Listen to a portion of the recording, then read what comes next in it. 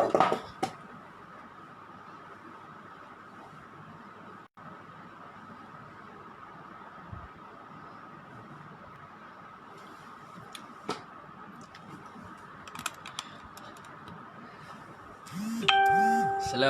warahmatullahi wabarakatuh. Kepada hadirin dan hadirat yang dirahmati Allah sekalian, menggigil lah. Okay, I want to respond to the Haria Haridas punya channel.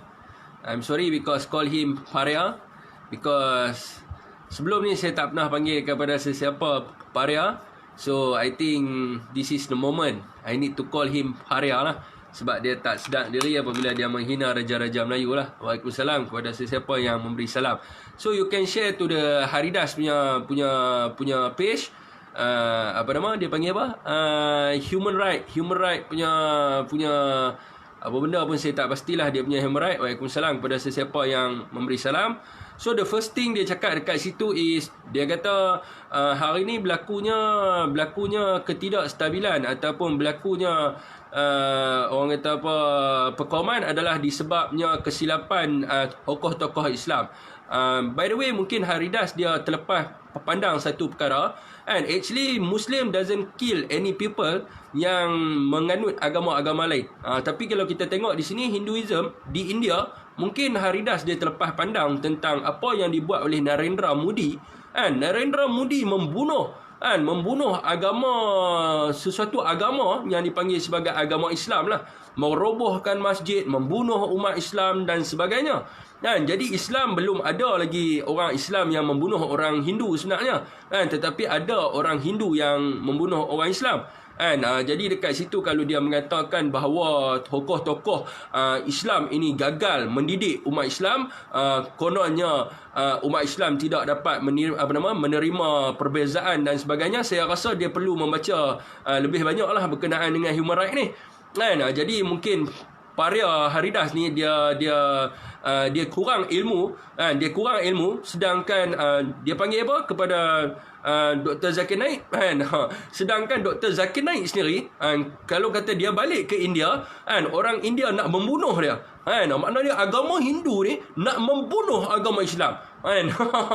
Jadi di manakah human right di situ? Di manakah human right di situ? Sedangkan kita di Malaysia, kita meletakkan Islam sebagai agama negara, dan di dalam perlembagaan meletakkan Islam sebagai agama negara. Di dalam perkara 3 fasal 1 menyebut bahawa Islam adalah agama negara, tetapi agama-agama lain boleh diamalkan secara aman dan damai di mana-mana bahagian dalam persekutuan.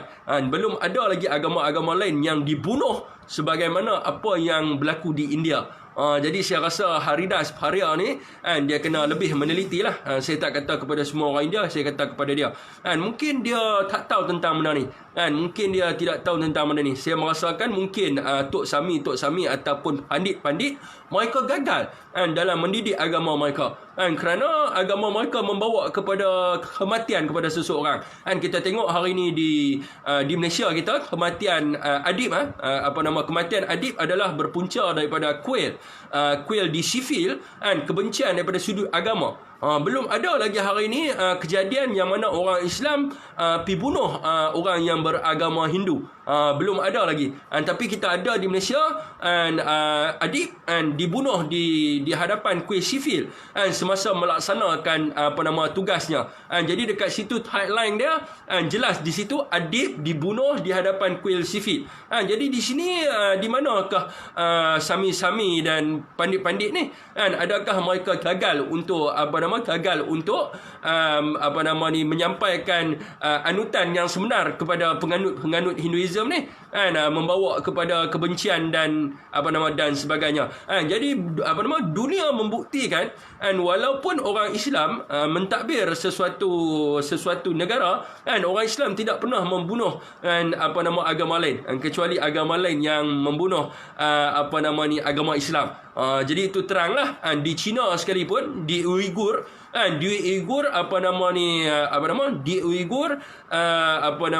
kata apa, orang Islam dibunuh, dipenjara 2 juta. Dan di Malaysia tidak ada orang India yang dipenjara, dan tidak ada orang India yang yang dibunuh. Dan itulah kehebatan Islam di Malaysia, dan penyampaian daripada tokoh-tokoh Islam yang kita ada, dan alhamdulillah daripada PAS dan sebagainya, maka orang Islam di Malaysia ini terpimpin. Dan orang Islam di Malaysia ini bermoral, dan kita tidak menentang agama lain. Bagimu agamamu, bagiku agamaku. Dan itu adalah prinsip yang jelas, dan kita kena hormati negara kita adalah negara Islam. Walaupun negara kita negara Islam, tetapi mereka boleh membina kuil. Dan tidak ada sebarang kuil yang dirobohkan di dalam negara kita, kecuali kuil yang dibina atas tanah haram. Dan ini adalah di dalam perlembagaan. Sebab Haridas bercakap konon-kononnya macam dia mengetahui serba-serbi tentang perlembagaan.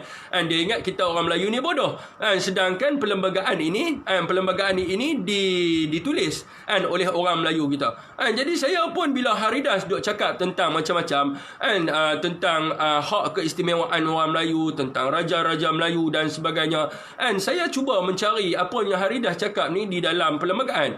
Di dalam perlembagaan tidak ada menjelaskan sesuatu tentang India ataupun China. Malah tidak ada satu pun perkataan berkenaan dengan India di dalam perlembagaan. So saya pun tak faham apa yang Haridas cuba sampaikan. Mungkin sekarang ni tuan-tuan, apa yang berlaku dekat dalam negara kita sekarang ni adalah sejarah dilupakan. Mungkin mereka ni lupa dengan sejarah diri mereka. Mereka tidak sedar mereka ni datangnya daripada mana, mereka datangnya daripada mana. Jadi kita pun mencari takrifan lah untuk Haridas ni. Jadi bila kita menggunakan perkataan pariah ataupun paria ni, adalah perkataan yang digunakan oleh British. British membawa masuk India di dalam tanah Melayu ini, mereka mengatakan India yang datang ni dipanggil sebagai, namanya adalah pariah Hindu. Pariah Hindu. Ini tu yang nama panggilan yang diberikan oleh British. Itulah kali pertamanya orang India sampai di tanah Melayu kita. Tetapi walaupun mereka sampai di tanah Melayu kita, mereka adalah orang daripada luar, dan kaum India di Malaysia hanya beberapa persen saja. Minority, kita sebut tentang minority, so dia kena reti beza di antara what is the majority, what is the minority. The first thing dia kena tahu beza lah, apa itu minority, apa itu majority. Minority ni maknanya orang yang sedikit lah, orang yang sedikit. Majority ni adalah orang yang banyak, rumpunan yang besar. Maka dia ada kelebihan di situlah. Lagipun kita adalah kaum asal. Setiap negara mempunyai identiti dia yang tersendiri. Saya rasa mungkin Haridas mungkin boleh berjuang dekat negara India. Cuba dia pergi dekat India, cuba suruh ubah perkataan negara India tu. Sebab dia sebut tadi, dia kata Tuhan dia lah. Dan dia bagi tahu, dia kata Tuhan dia menetapkan tanah ni untuk semua orang. Yes, kita accept. Kita accept semua tanah bebas untuk semua. Dan sebab tu di Malaysia kita bagi, you nak bina kuil, you boleh bina kuil. You nak agama Hindu, kita boleh amalkan agama Hindu. So kita minta dia menggunakan landasan human right kan. Kita minta dia untuk mengecam negara India. Sebab negara India ni teruk sangat. Kita tak tahu sama ada fahaman Hindu ni macam mana. Adakah mereka membawa kepada peperangan? Adakah mereka membawa kepada pembunuhan kepada orang? Jadi kita minta kepada Haridas ni untuk berjuang lah untuk human right di peringkat international human right, macam dia kata tadi, no discrimination against race. Jadi kita harap pun di India tidak ada diskriminasi. Diskriminasi against religions. Sebab kita tengok di situ di India, yang sepatutnya dia berjuang adalah di India. Kerana di Malaysia kita tak ada masalah ni. Di India ada masalah tu. Di India ada masalah tu. Kita tak tahu apa fungsi kuil di sana. Sebab apa? Di India ada masalah tu. Kerana mereka membunuh. Mereka membunuh umat Islam. Sepatutnya Haridas dia kena bercakap dalam soal konteks yang sedemikian lah. Jadi sebab kita di Malaysia kita tidak ada masalah dalam bidang tu. Kita tidak ada masalah, kita tidak ada perbezaan di dalam bidang tu. Jadi keculparan mulut dia ni mungkin akan membawa padah. Ego adalah terletak kepada diri sendiri, bukan ego terletak kepada orang lain. Jadi ego yang ada kepada diri dia tu, yang tidak dapat menerima bahawa dia adalah seorang pendatang, itu yang menjadi masalahnya lah. Jadi bila dia menyebut tentang Raja-Raja Melayu, saya minta pihak penguatkuasa kena ambil tindakan kepada dia lah. Jadi sebab apa kita di Malaysia ni kita tahu kita mesti kita mesti taat dan setia kepada persekutuan dan juga raja-raja Melayu ada di dalam perlembagaan. Kalau dia sembang tentang perlembagaan lah, hari ni dia tanya kepada orang Melayu yang mana satu yang perlu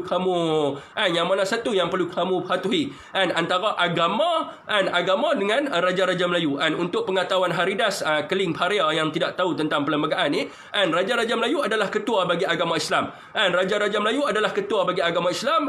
Yang di-Pertuan Agong adalah ketua bagi agama Islam di negeri-negeri yang tidak beraja. Jadi antara raja-raja Melayu dan juga religious ada dia punya link dia. Dia sebenarnya kalau kita lihat kepada perlembagaan, raja-raja Melayu adalah ketua agama Islam di setiap negerinya. Jadi sebagai orang yang beragama Islam macam saya sendiri dan juga seorang Melayu, mestilah saya meletakkan raja saya tu adalah diutama. Raja saya tu diutama dan juga sebab dia adalah ketua bagi agama Islam di dalam negara kita. Dia yang menjaga tentang kedudukan agama Islam dan sebagainya. Jadi saya tak tahu Haridas ni cuba mengajak untuk orang untuk menentang raja-raja Melayu tetapi tidak diambil tindakan.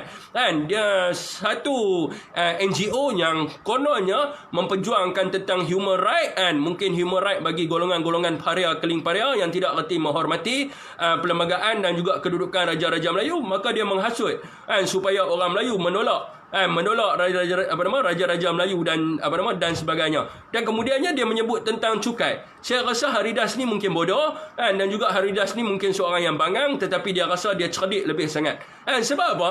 Apabila kita sebut tentang cukai apabila kita sebut tentang bantuan kepada rakyat, mestilah bantuan yang diterima oleh kaum minoriti itu mestilah kurang sebab dia minoriti. Jadi bila kita tengok kepada kaum yang majoriti, mestilah dia punya range dia memanglah besar sebab kaum dia adalah majoriti. Berapa banyak sangat orang India dalam Malaysia ni? Orang India dalam Malaysia ni mencapai angka 27 juta ke?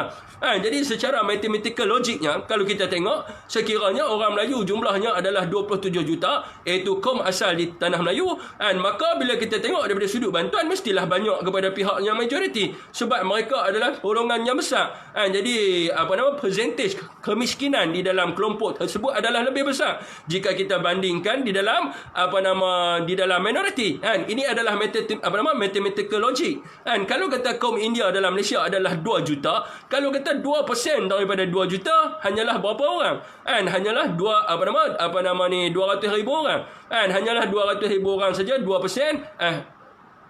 20,000 orang. 2% daripada angka 2 juta.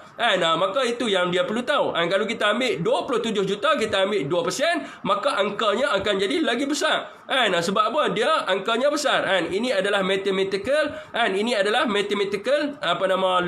logic.